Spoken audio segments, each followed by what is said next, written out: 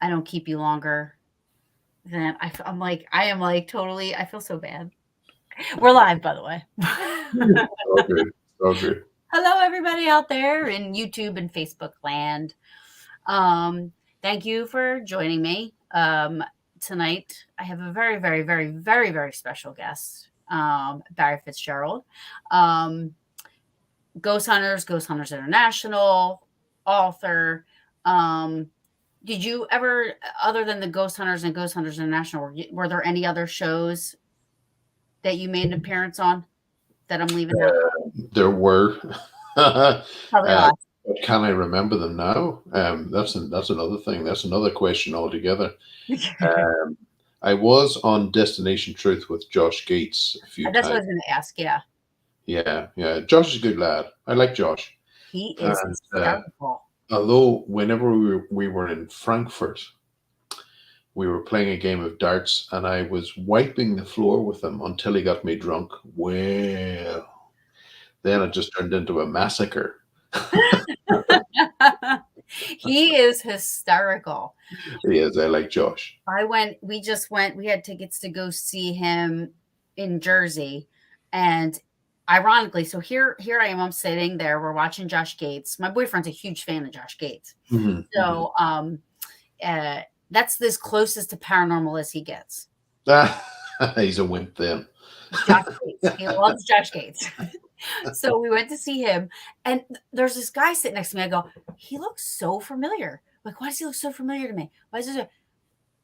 At the end of the day, I said, why do you look so familiar? He's like, and I go, oh my gosh, that it was Don Wildman from Mysteries at the Museum and Mysteries of the Abandoned, all that stuff. I Mhm. got a picture. Like, it was just so cool. Like to like, because I watched that show. Yes, yes. Uh-huh, uh-huh. But I have to share something with you. So I created this like little advertisement, with your picture on it and this and that, and I picked a song. It's called Elemental Right. because Lachine, I feel like it was am I saying this right? I might be saying this wrong. Lachine Castle, Lachine, yes. when you were on Ghost Hunters and you were walking and behind you was that face they captured. Was that Lachine Castle? Yes, I believe it was Lachine. Um, if memory serves me right. Yes, I think it was Lachine. Yeah. Mhm. Um, that was the first time I had ever heard about an elemental. I never heard anything before like that. Two, I must have watched that part 1,000 times because that face was just insane. And Well, I have to say further research at Lachine because it's in the same county that I live now. So I've got the liberty to be able to nip across, take 5 minutes up the road, and visit it. And it turned out that I suppose technically we're looking at the same thing, but we would recognize it more by using the term jinn. okay. And that was attached to one of the objects brought back from probably Syria, and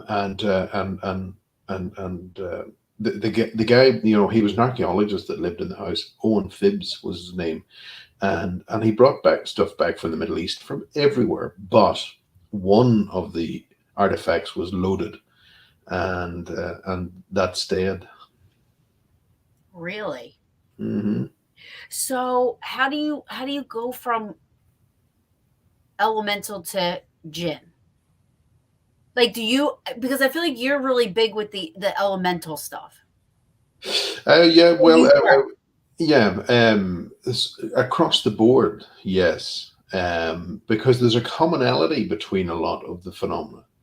Okay. Uh, there's a similarity that runs through a lot of the fringe research fields, and when we look at the mask of elemental, that if we strip that away, it's almost identical to that of the jinn. It's also identical to that of the Fae. It's also identical to that of what we would deem today as alien. Um, Hmm. and now we shouldn't get mixed up today within the concept of our technology, which is exceptionally advanced, and their technology. There is a distinct difference between ours and theirs.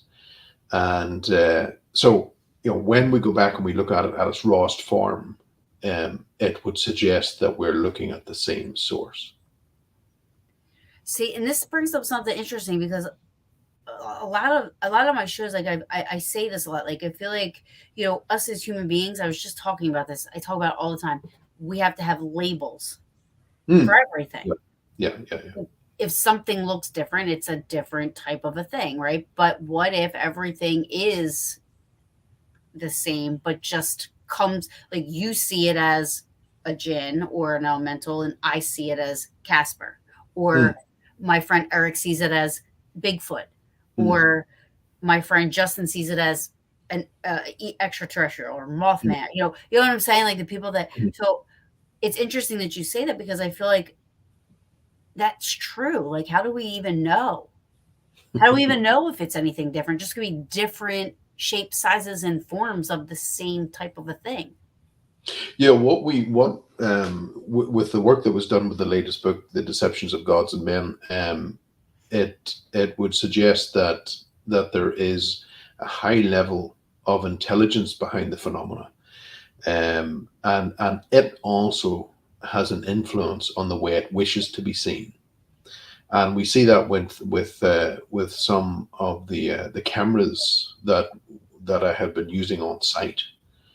And in particular, there was one location here that was famous for fairy traditions, from an Irish perspective. And fairies are not like what we tend to see in Disney, Tinkerbell and things like that.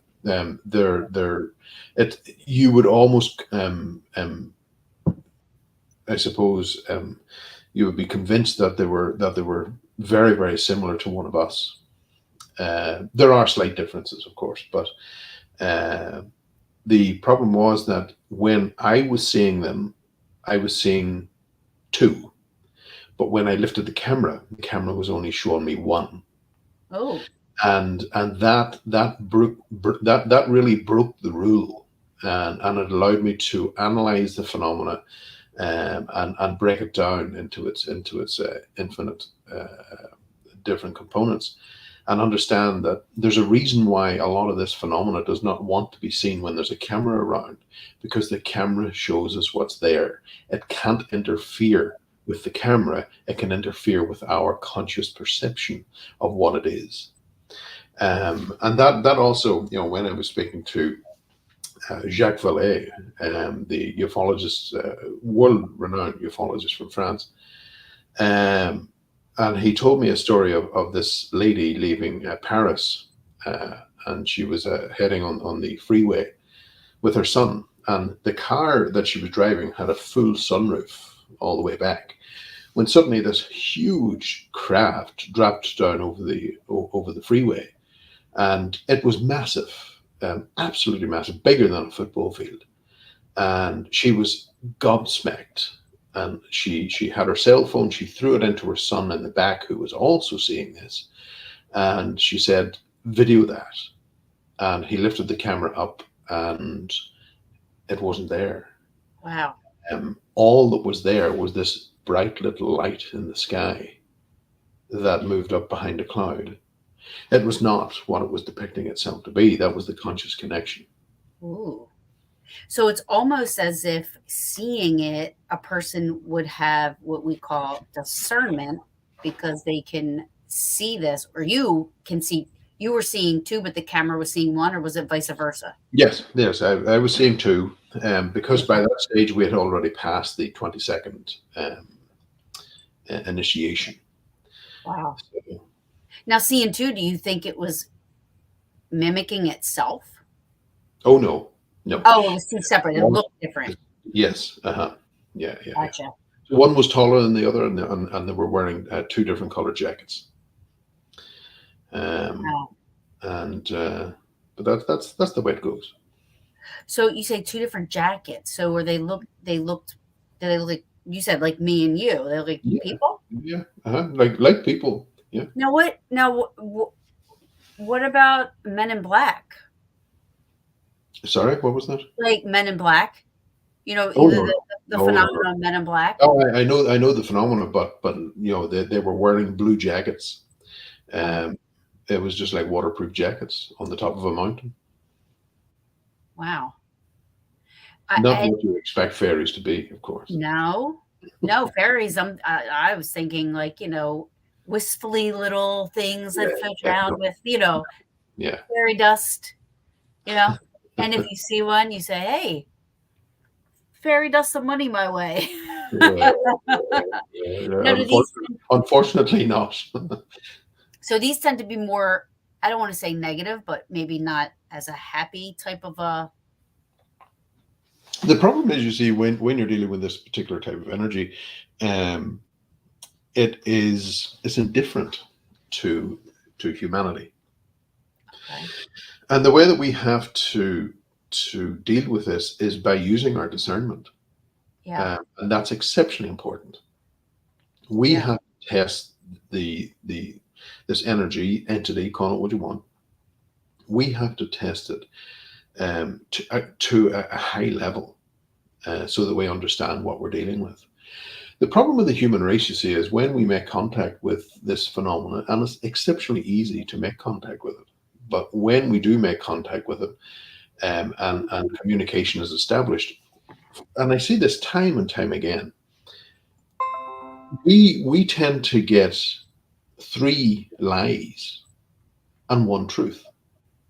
And mhm, what we tend to do is we would take those three lies and throw them in the trash and concentrate on the one truth. And then the story develops. They've got us hooked at that particular stage, and anything goes. They will come in and they will tell us whatever the hell they want to tell us, and we accept it because we completely forget that they lied to us three times before. We need to challenge this phenomena time and time again because trust has to be established. mhm, There is a high level of deception with this phenomenon when it comes through.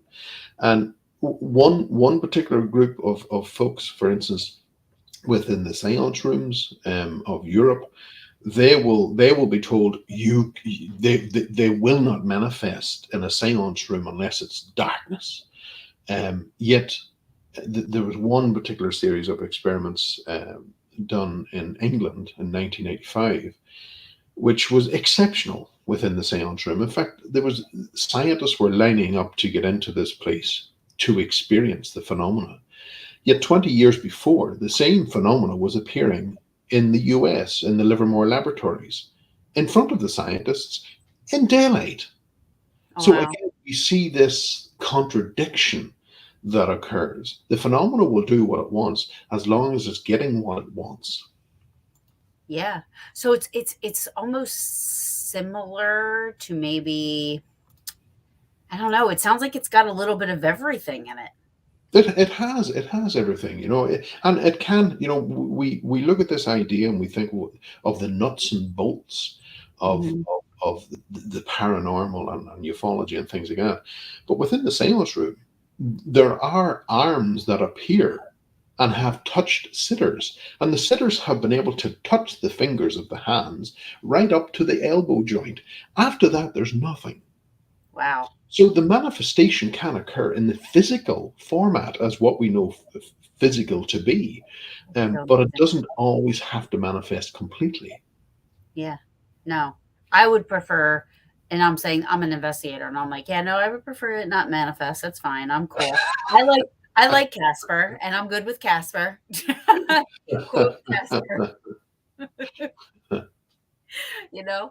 I wouldn't mind having Tinkerbell, but Yeah, those this was the thing, from a Celtic perspective as well. It's something that the ancient Irish more so would have been horrified by the fact that we invite Tinkerbell and aspects of it into our homes, right, because they had their places that they went to. They knew that they were there, and they went to those places and worshipped, and they came home. They didn't bring them with them to their homes, right. uh, because it was always it was exceptionally difficult to understand. Are you dealing with a good one or a bad one? And usually the rule of thumb is they're indifferent. Oh. So there's no way to tell the difference. It's very, very difficult unless there's a lot of time has to be put into it. Good science is like any piece of science. If you're studying the phenomena, good science begins with observation. We need to take the time to observe. Yeah.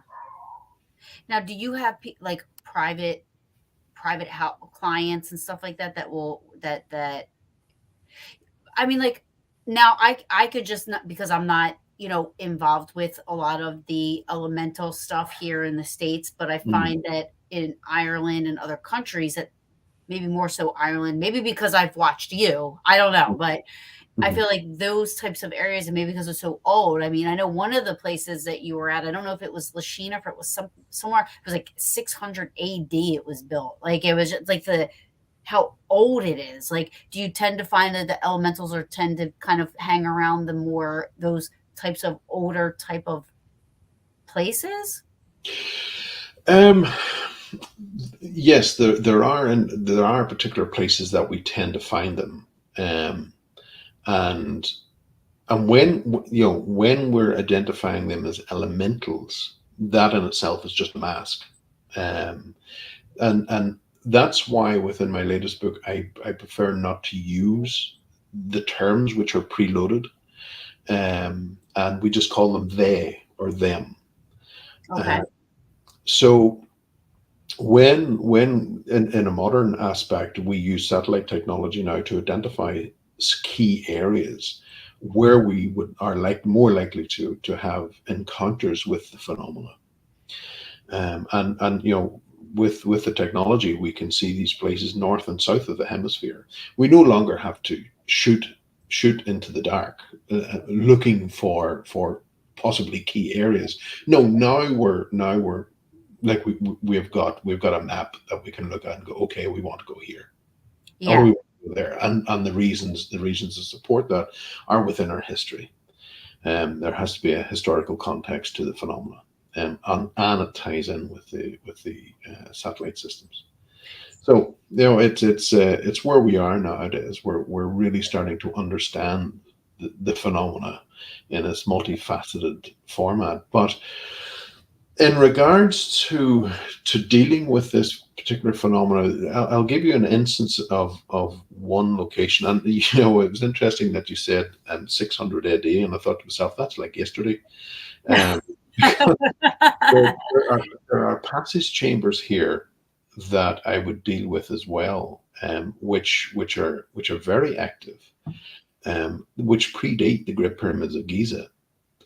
Okay. Uh, so that's really old, from Yes. an Irish standpoint. But I have to say, with that particular phenomena, we can track it much easier now than we ever Than could. before. Yeah. Because I remember when that happened, you got pretty freaked out at first. You were like, "Yeah, I think I'm gonna, step back from this one for a minute." I think, I mean, obviously it was like a long time ago. You've had time to do research, you've had time to learn, you've had time to kind of educate, and you know what I mean?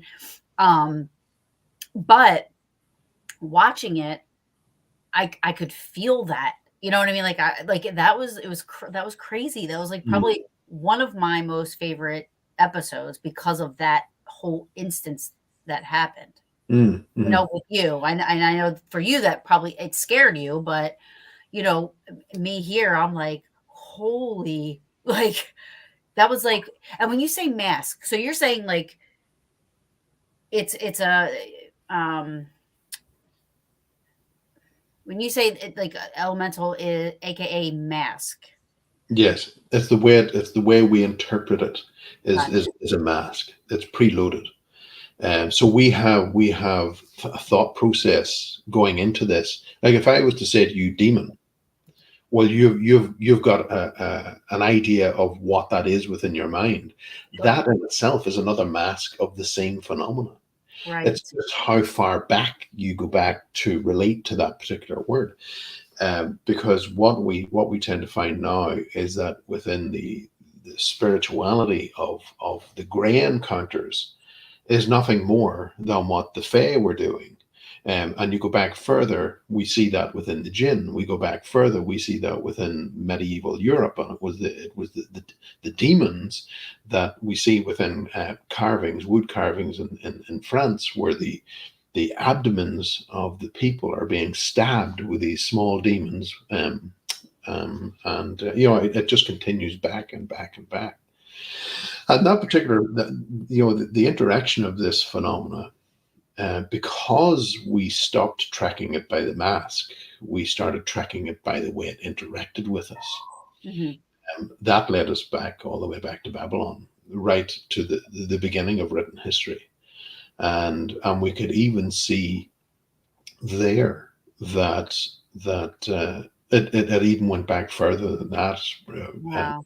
back into prehistory, where we lose it, and that's unfortunate that we do lose it there. But it is amazing to see how it interacts with us. It's like a broken record, and it keeps giving us this story time and time again, and we keep falling for it. I don't know what it is about us. We seem to have a short memory, and again, this broken record of two sides warring each other, and Right. we're in the middle.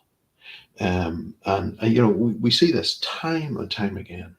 So what are they fighting with? Good?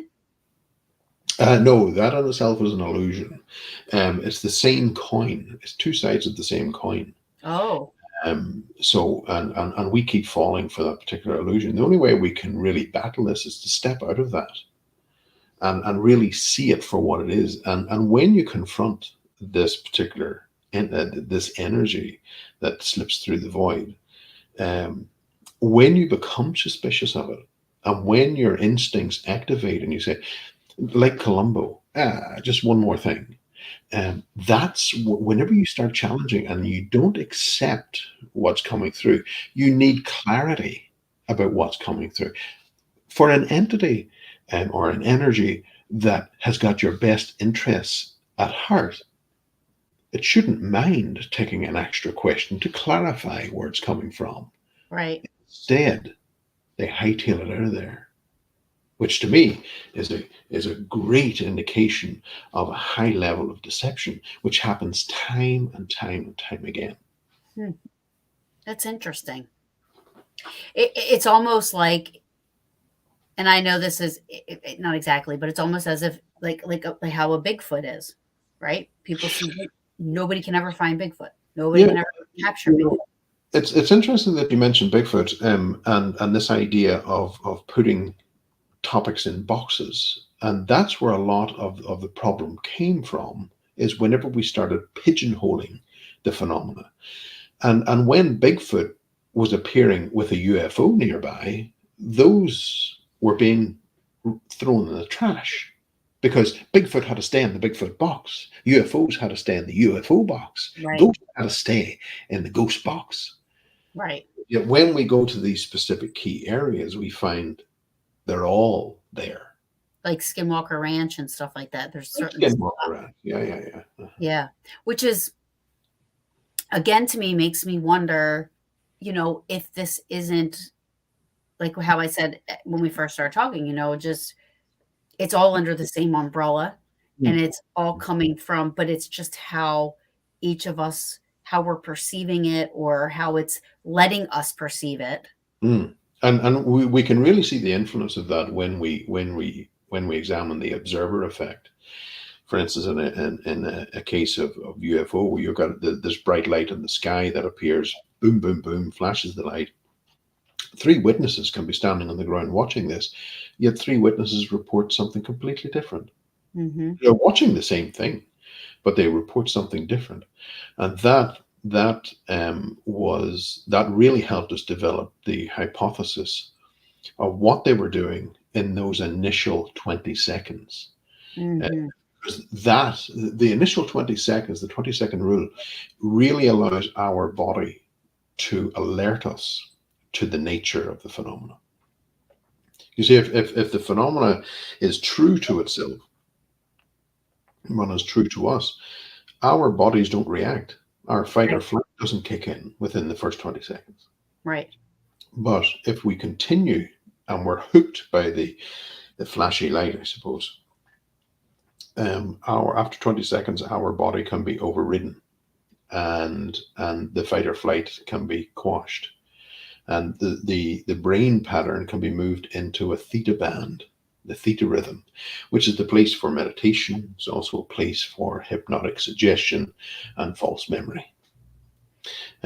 So that, that really interferes with our conscious connection, and it's interesting to see that the more that people encounter this particular phenomena, there are some suggestions that indicate that the researcher's mind actually stops going into theta, and rests in beta, which is a state of alertness. That Hmm. it's like our natural innate ability to say, no, we're not taking this anymore. Right. But the body is a wonderful thing, and it continues to give us signals, but we need to listen to them. And that's a very, very important thing. People say to me, "What's your best piece of equipment that you would go in?" Me. Yes, It's absolutely. I agree. I listen to my instinct, and that's very, very important. Yeah, and a lot of, and you find a lot of people don't do that. But then again, I mean, the shows aren't ghost hunters then. You know what I Mhm. mean? The shows now show these fearless humans just going into places, and I say fear, and I say this as if I'm a 14-year-old watching the shows, and I see these people, and they're just going into these places, and throw something at me, come get me, oh my god, I was possessed but now it's gone. It's like this big, this overnight thing, that just goes away. You know what I mean? So it's, which is why I started doing my show, because I wanted to educate people, to say, look, what you see on TV, that's not how it's done, and how it's, you know what I mean? So Mhm, very mhm. appreciative for people like you that come on, that people have looked up to and have watched and have seen you investigate, and and know that you're not really going to BS about it, Mhm, mhm. so to speak. You see, the thing is, a lot of the shows, they need something visual, uh, Right. and so you'll have various different bits of equipment that has bells and whistles, which in itself is just relabeled and boxed, and it's the same rubbish time and time again that's being introduced to the field. The problem with that is that when you have that equipment that's in your hand, or you're watching it, or whatever the case may be, you're locking yourself into the conscious brain. The seat of our instinct is in the subconscious. Hmm. We stop listening, we cut off the subconscious because we've got this piece of equipment in our hand, which I have to say, 9 times out of 10, wouldn't tell you diddly squat. Right. Yet we focus on the piece of equipment, and Yeah. that locks us out of who we truly and what we truly can do. Right. I agree with you 1000%.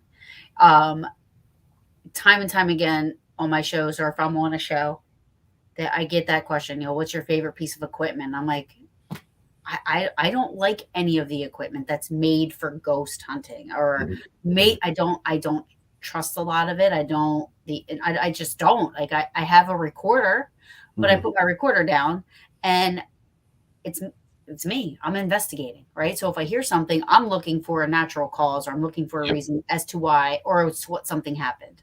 Mhm. I'm not looking for the ghost. Yeah. Mhm. I'm looking for like a man-made reason, or a natural reason for something to happen. I would never be able to tell the difference between, I would never be able to, at least I don't think, uh, I've ever come in contact with a elemental or anything of that nature, um, because I wouldn't even know how to tell the difference. I mean, I know that you think, because you can, you know what I mean? Like, because you've dealt with this sort of thing. I think automatically, probably, it sounds like I would think it was something negative, Mhm. not Mhm. necessarily be able to say, okay, that's this or that. Just, this isn't making me feel good. And I have to leave. Um, is this element, well, they, I'm sorry, I know you don't like to use the labels, but is that your study of Yeah, choices yeah. now? Yes, that would be the whole umbrella that I'm now studying. So I'll be dipping my foot into cryptozoology, into ufology, into the paranormal, and looking at these uh, connections that really form this very encompassing picture, an enlightening picture, I have to say. And a lot of folks will say, well, how do we defend ourselves against this? Going into an Yeah, investigation, how do we defend ourselves against the high level of deception yeah, that? especially when you wouldn't know. Yeah, I yeah, don't yeah. think I don't think I'm advanced enough to even be able to even how would I do that, you know? Well, there's another connecting factor when we start looking at defense, and this I was able to see from my own personal experiences within the field with my own encounters, and breaking that down, and looking for the weakness within it. And the weakness was iron, and to wear an iron amulet is Hmm, exceptionally powerful. And you see, when we go back and we look at the old uh, Middle Eastern demons of the incubus and succubus, mhm. we find that they attack 9 times out of 10. They attack females more than males, but they wait until the women enter their monthly cycle and they become anemic. Oh, The majority of the women become anemic, and that's when they strike. They strike when the iron is low.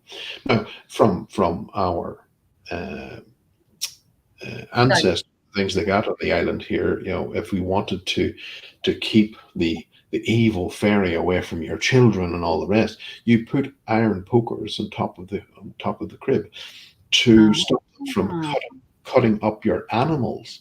Now, mutilation we're talking about. To stop them from mutilating your animals, you put iron on the barn to stop them from coming in.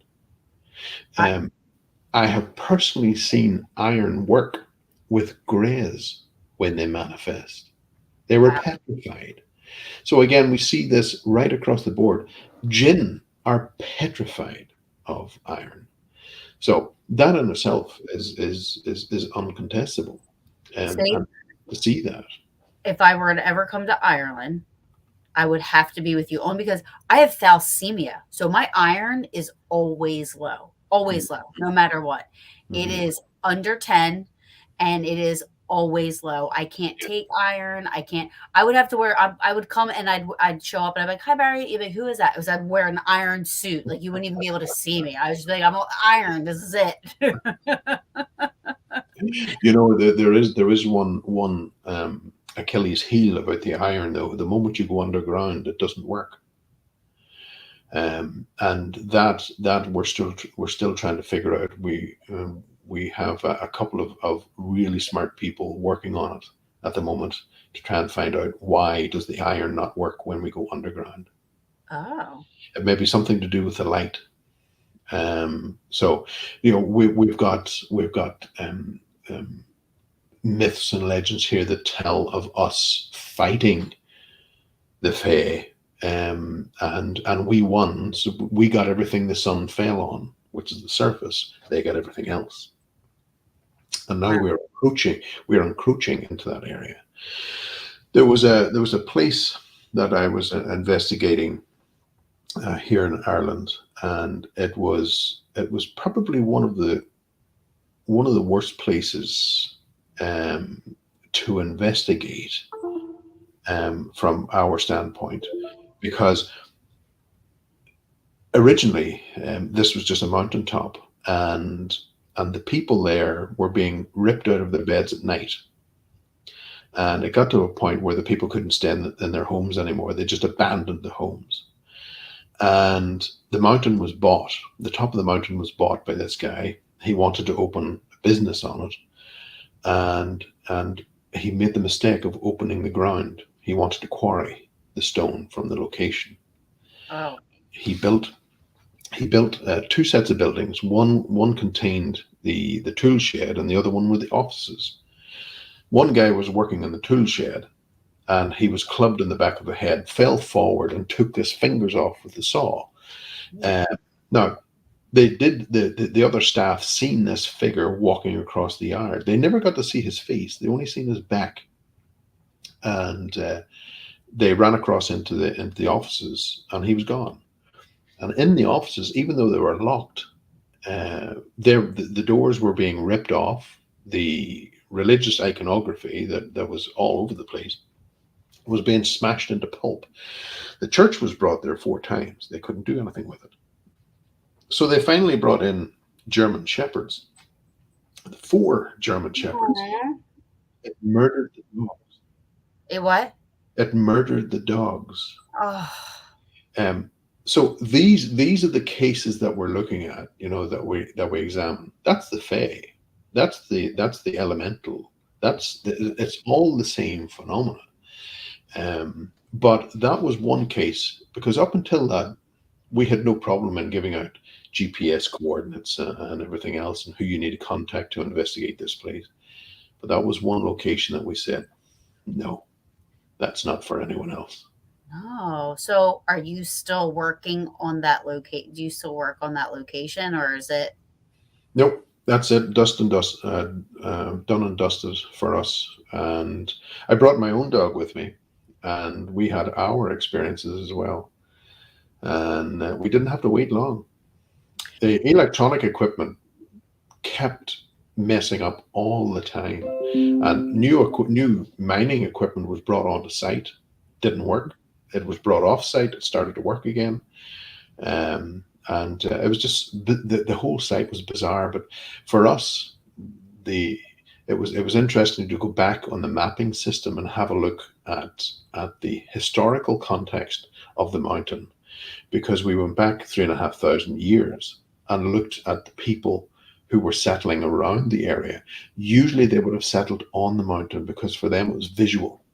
So they were visualizing straight lines, and they never settled on the mountain. So back then, even then, they were aware that there was something wrong with that mountain. They stayed the hell off it. But in our ignorance, we come along, we think, well, we can do what we want. Sometimes there are prices for that. Yeah, 4 donkeys. I'm a huge animal lover. I was just talking about this last night with someone, and I said, why? Like in all the movies, you know what I mean? And I know it's a movie, but I'm just saying, like Amityville, like the new Amityville, or Signs, the movie Signs. They just throw the dogs out there, and I'm like, why are you putting the dogs out there? Like, I'm like, no, put yourself out there. So what is left? Like, what's this place now? Like, is it just kind of like nobody goes in there? Is it locked up? And It's all locked up. It's all locked up and shut down. The wow, owner will not sell the property. yeah, That's it. He doesn't want anyone else to fall victim to that. yeah. And do you think that they're stuck in there? Oh no, they're not. They're not stuck in there. No, Okay. but that particular area, for some bizarre reason, was marked as theirs. We don't know why, because the quarry would have destroyed anything of any nature there that may have given us a clue.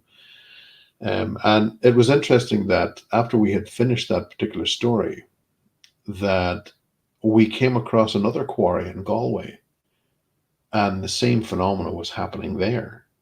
Hmm. They broke ground, and everything was being destroyed. People were walking through the quarry with their dogs, and they were being thrown to the ground by the energies that are in there. Again, we end up doing things. We end up thinking in our arrogance we can do what we want, and Right. sometimes, as I say, there are prices to pay. And I know that you made reference to the Fae being in Ireland, but Right. I've met many in the United States. In fact, one just outside Washington D.C., which I was highly amused about, because it was the way it approached me, aggressively almost, um, and it amused me no end. But the Native Americans speak. A lot of the tribes speak of these beings that are within the forest and stuff like that. And also, you tend to find them around portals, portholes, Mhm. uh, doorways, where they will open and Well, beckon. it's an easy in and a quick out. Easy in, easy out, but they will also beckon people into them. Oh. And we tend to find a lot of those places around rocks, around rock strata, cliff faces, and in cave systems. And it's interesting when we cross-reference that with a researcher there from the US, David Paulides. He wrote books there, Missing 411, where he looked at strange, highly bizarre disappearances within the national park systems in the United States. I just learned about this, and I'm going to read it on this missing 411 thing. I Hmm. didn't even know that this was, like, for lack of a better word, I guess, a phenomena, but I didn't even know this. Yeah. A lot of David's, in fact, the majority of David's disappearances, the clusters of disappearances, happen within the areas that we spot within the satellite systems. And they're also, as David has admitted, they disappear around boulder fields back to the rocks. And when you look, when you go back far enough, you start seeing this connection back to the rocks. And if you consider, for instance, in England, you've got the term for this little annoying bloody creature called a goblin. That in itself is a member of the Fae, but when you translate that into Middle French, it's gobelin, which was translated from older Germanic kob, which means hole in stone. So Mm. we're back to the stone again.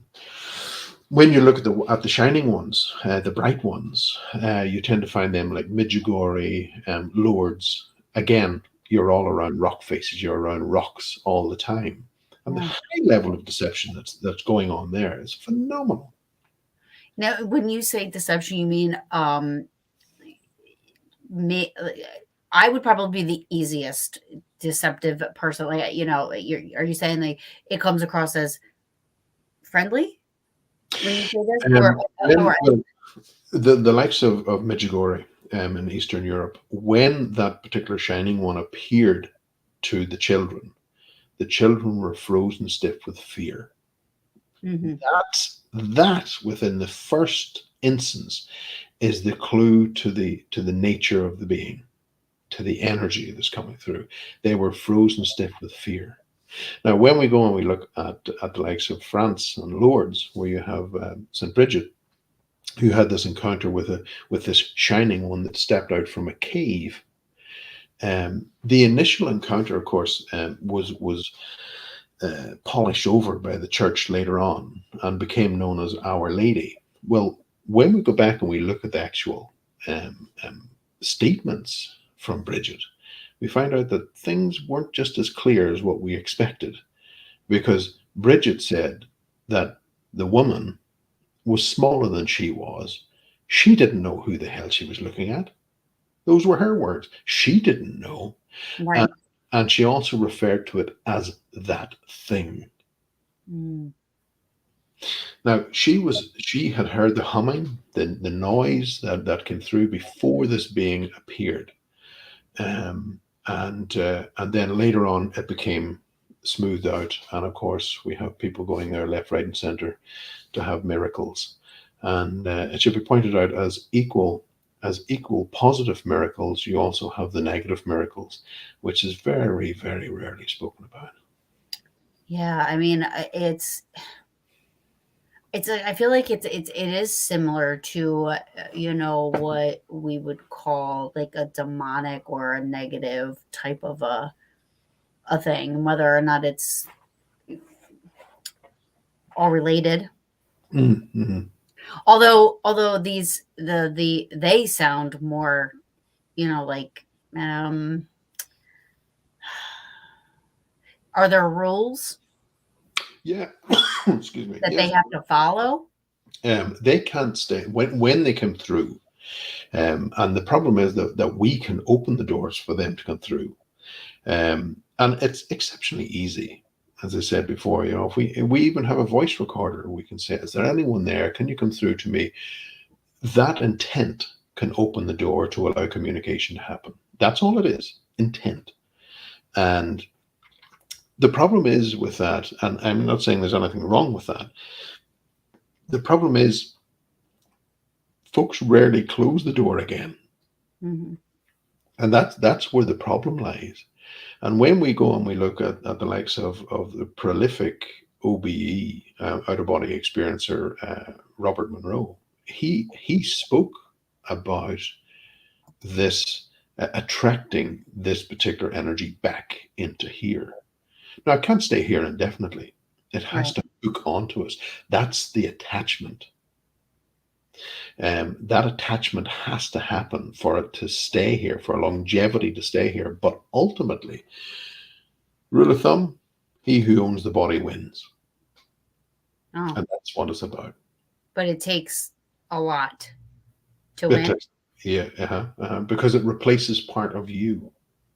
Um, and it works much, much easier with children. Well, That children are so trusting. no, they are, of course, but they have their own ability. We say that we the way that we teach our children, um, teaches them not to appreciate spirit and things like that. We teach it out of them. Don't do that anymore. But that's not actually quite true. You see, between the ages of 2 and 6, a child will predominantly be in theta band. So that is the meditation state that a child is predominantly in between that age range. Now, between the ages of 7 and 13, there's a filter that thickens over the eye, which narrows the spectral resonance of the child. So, as adults, we can no longer see what we saw as children. Right. So, those two factors there, of course, contribute to initially to opening the child and then closing the child again. But the instinct, the fight or flight, um, can be shut down with things that we consume today. And refined sugar is probably one of the worst for shutting down our instinct. So, Really? yeah, before we go to an investigation, people are consuming copious amounts of, say, soda drinks or whatever the case may be. They're blinding themselves. They're blinding their ability. Now, for the Celts, of course, in Ireland and everywhere else, we identified that there were two key areas that the veil became thin, which was May and Samhain, which you know as Halloween. Right. Um, those were the two key points when that particular area, the spirits, the energies were allowed to come back through. Um, and what do we do with the children on that date? On those dates, specifically those particular 2 dates, we feed them full of candy. Refined sugar shuts them down. Mm. Interesting, Barry. Interesting. That is very wow. Yeah, how that circled around there, Hmm. and you came to that. Yeah, I mean, but also, I mean, not knowing any better. You know what I mean, and not knowing, Of course, yeah, yeah. Uh-huh. and just hello. I have to say something. This is the first time he's been so intently sitting next to me, watching and listening. It's almost as if, do you like Barry? Goodness. Um, so your books. Somebody had asked the name back. You must have you were I think you were talking about. I know you said it. The deceptions of gods and men. Deceptions of Gods and Men. I'm going to type that in there for everybody. Hmm. That's available on Amazon. And it's also available in audiobook, which I thoroughly enjoyed. See, now that's good for me because I Mhm. have really bad ADD and it's hard for me to read. Uh-huh. I can Uh-huh. read. Yeah. Disclaimer, I can read everybody. It's just that my ADD, I have to keep on going back and forth and back, and it makes me lose interest, not because the book isn't good, but Yes. because, you know, so audio is my favorite thing Hmm. Hmm. in the world. Well, there you go. So it's there in audio So Deceptions of Gods and and Men. men. Hmm. Okay. Now is the book your research? Yes. Hmm. Okay. Awesome.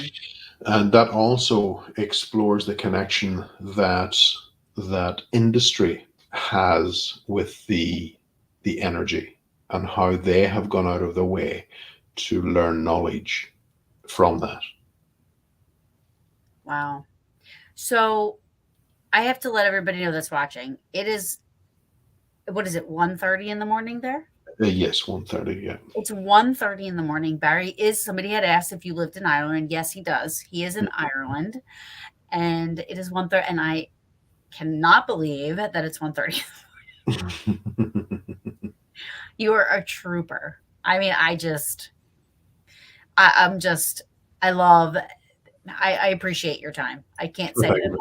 But I did tell Barry, just so everybody knows, that if, he was like, look, it's, it's my bedtime, probably past your bedtime, but, we gotta go, Um, what, were you always in the paranormal? Like, did you start out at a young age, like normally everybody does, or was it just something that, I mean, being in Ireland, I feel like Ireland and the UK and Italy and all these other places, they have like such old structures. I feel like it's kind of just your upbringing.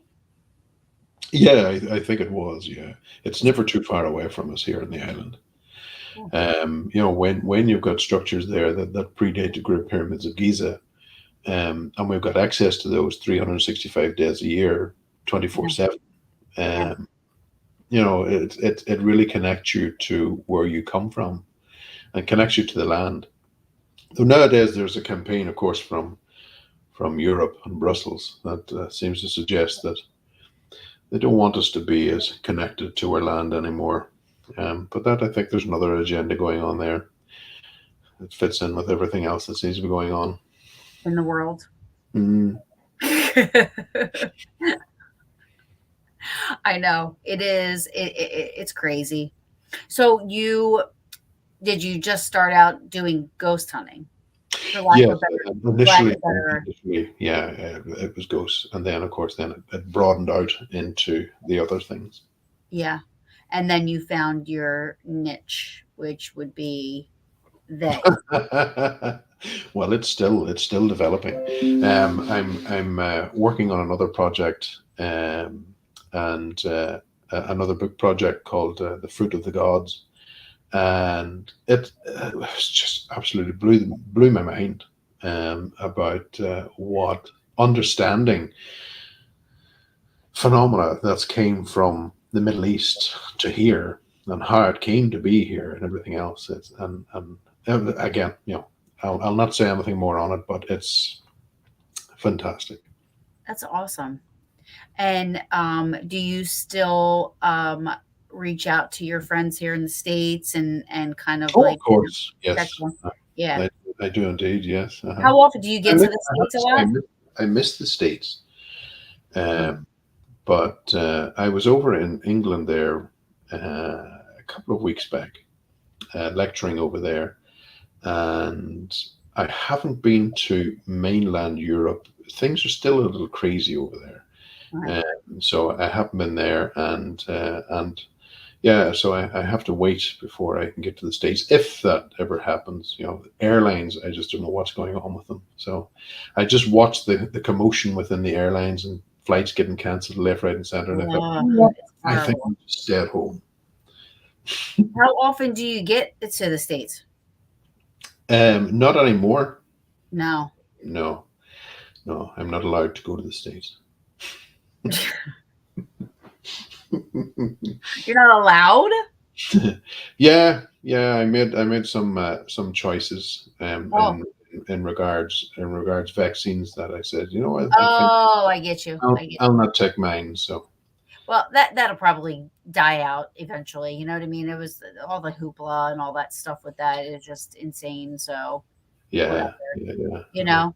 Um, so you did briefly mention what you have coming up, you're only gonna talk about so much, which I totally get. I that Mm. happens to me a lot.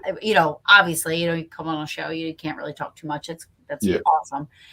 Um, what would you say is has been your most profound moment of your career? Undoubtedly, it would have to be my experiences on the island of the dead, which was here in Ireland. It was exceptionally powerful, and a very powerful encounter that changed my paradigm and allowed me to see the greater picture. And this was a place, this was a place of oracle where people were coming from all over medieval Europe to come to for their experience. The problem is that we completely underestimated what this place was. Hmm. And boy, did we get our asses kicked. But see, that's how you learn, right? I mean, Yeah, yeah. Uh-huh. I think that's how you learn. Unfortunately, Mhm. you have to go through things and in Yeah. order to learn how to deal with things, you know? Mhm.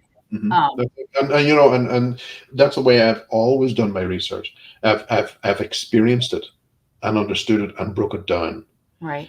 and to get to the nuts and bolts of it, and say, right, okay, how can I stop that?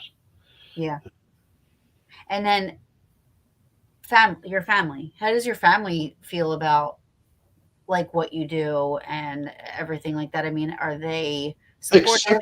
Exceptionally supportive. That's Yeah, awesome. yeah, yeah, yeah. Very, very much so. That's awesome. Um, an hour goes by really quick. Holy moly. Not for you, probably. You're probably like, oh my God, I cannot wait to hit my pillow. I must admit, it has been a long week. It's been, it feels that each week feels long, but I feel like the summer's going by so quick. Well, you guys are having a summer. Yeah. We're not. We're getting rained out of it. Mhm. Wind and rain. But is that Someone said normal to me, for Ireland? someone said to me, oh, for God's sake, global warming. We're going through a global cooling over here. um, I learned something today that my name is Irish. My first name is Irish, and it means Stony Hill. That was just There something I you go. learned today. There you go. Yeah. And my mom actually didn't get it from anything like that. She just got it from the old Sinbad movies. There was an actor, Tyrone Powell. His daughter's name was Taryn, and she liked it, so she just Uh-huh. named me Taryn. But somebody came into my office, and she's Irish. She's from Ireland, and I was telling her I was having you on and stuff, and she's like, your name sounds Irish, and I was like, really? I was like, my mom got it from a Sinbad movie. Like I had no idea. So she looked it up and then said, she told me that today, and I was like, oh, interesting. Yeah, you learn something new every day. You do indeed, and that's something that I've always lived my life by. Someone will come along every day and teach me something new. Absolutely. So that leads me to, if you had any advice to give anybody watching who is an enthusiast or an active researcher, investigator, what would you say your best advice would be to somebody that's up and coming into this realm of research? Don't be so quick to take the first thing that comes along. Analyze it, think about it, process it, and question it. Right. Absolutely. Do you do anything as far as I don't know, um any more interviews coming up, or anything as far as like any documentaries or anything like that, or just your book? You're working on your next book.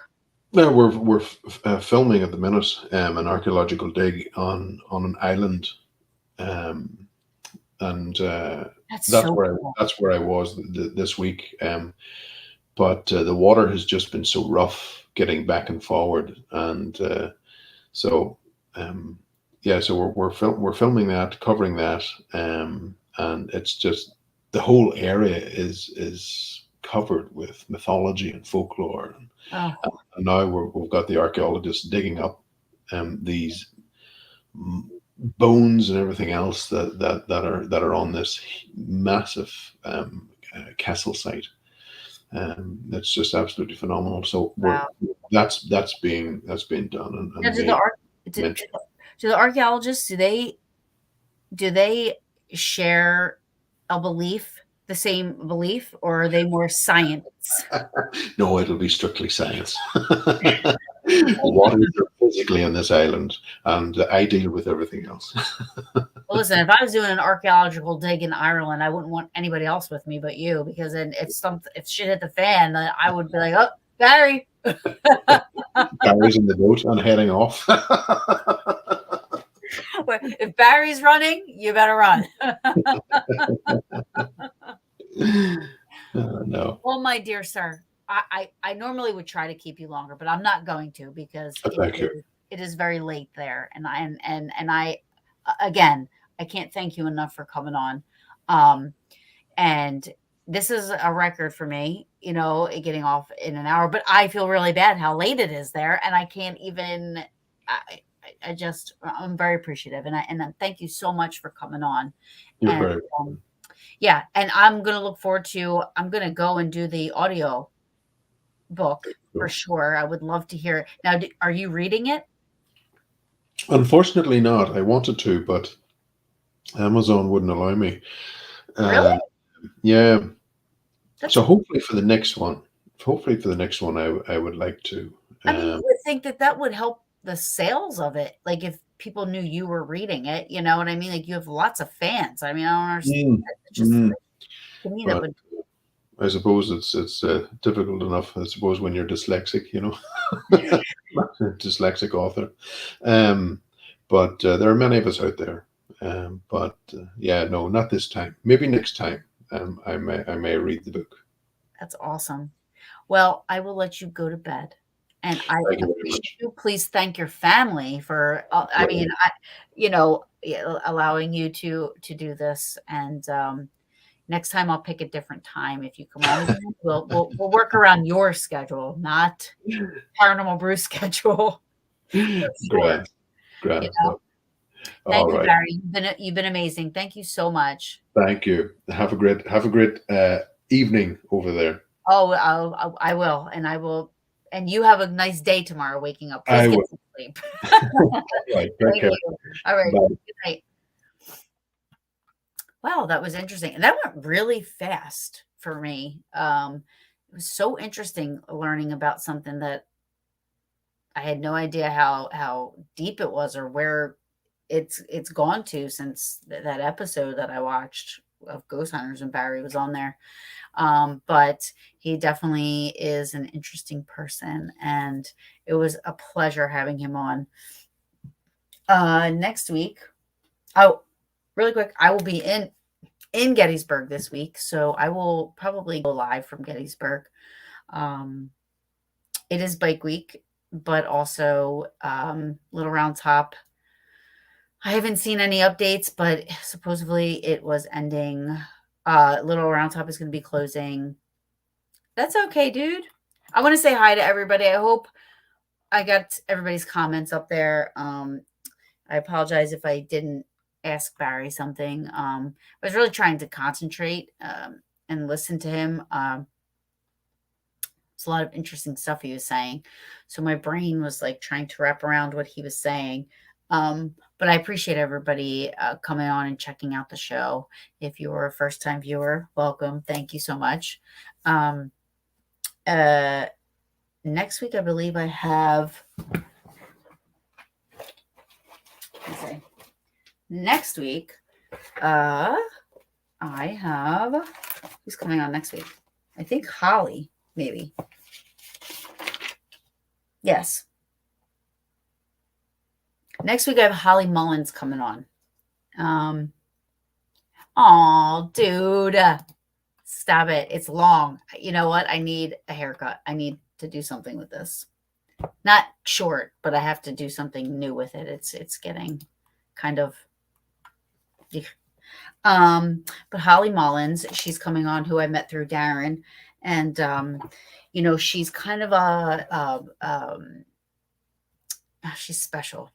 And she's got a lot of stuff that she's very, very, no, I'm not going to cut it. I never cut it really. My hairdresser yells at me. I tell her she can do whatever she wants, but she can't cut it short. She's kind of like trims the stuff off. But hi, Tom. And hi, everybody. But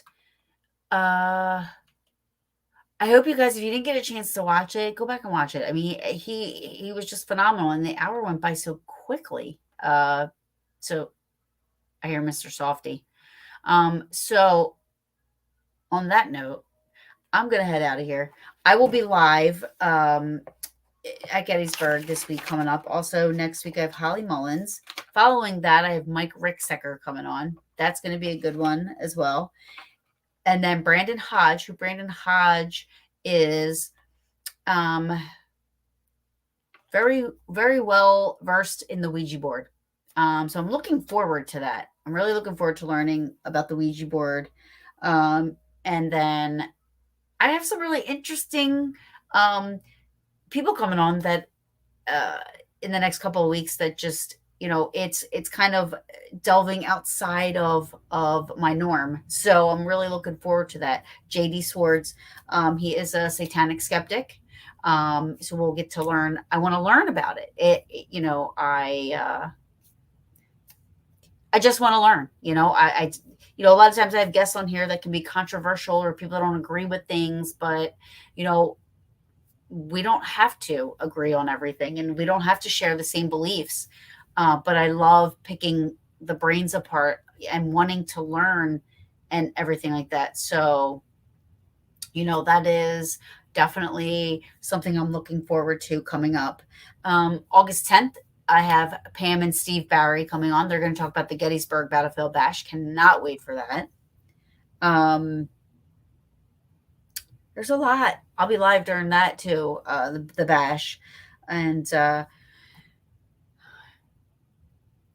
yeah, I'm telling you, he's very very versed in it. So it's going to be interesting to learn about the Ouija board. So I hope you guys join me for that. Great show. I was a bit late. Enjoy Gettysburg. Oh, when don't I enjoy Gettysburg? It could be 5 feet of snow and Tom. This is crazy that I've never met Tom because I feel like I already met you. I don't know why. I feel like I've met you 1,000 times over. So I can't even imagine that I've never met you in person. It just sounds so weird. I don't know. But thank you, Lori. So I hope you guys like the show. I hope you guys share it out and, invite your friends to like Paranormal Brew and, all that good stuff, all that ja stuff. You know how it is, right? I love you all. Hearts to all my friends that were on. I saw Tim and Dave were on, and Tim, hashtag number 4. That's got to be my shirt. Hashtag number 4. Love it. We gotta work on that. But yes, and John, that was funny, but I didn't want to interrupt him, so that was really really funny. I was laughing, but I didn't want to interrupt Barry while he was talking. So I apologize to everybody for not kind of making light of your comments and stuff like that. This is not even investigating. I would just be I wouldn't care if there was a hurricane. I would be in Gettysburg. I would be trying to protect everything in Gettysburg if there was a hurricane. I would be like, oh my God, what do I got to protect that witness tree and I got to protect this house and I got to do this and that. I would be out there trying to save everything. That would be me trying to save Gettysburg. But well, it's an early night. Am I a peach?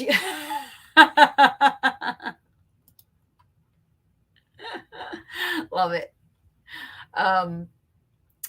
But I guess this is like the first time I'll be done early and I won't be running into Chris DeCesare, who's coming on, who has an awesome show as well that follows mine. He'll be on at 9:30. But I will see you guys this weekend from Gettysburg.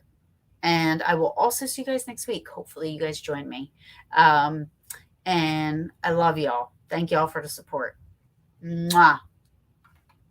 Good night, guys.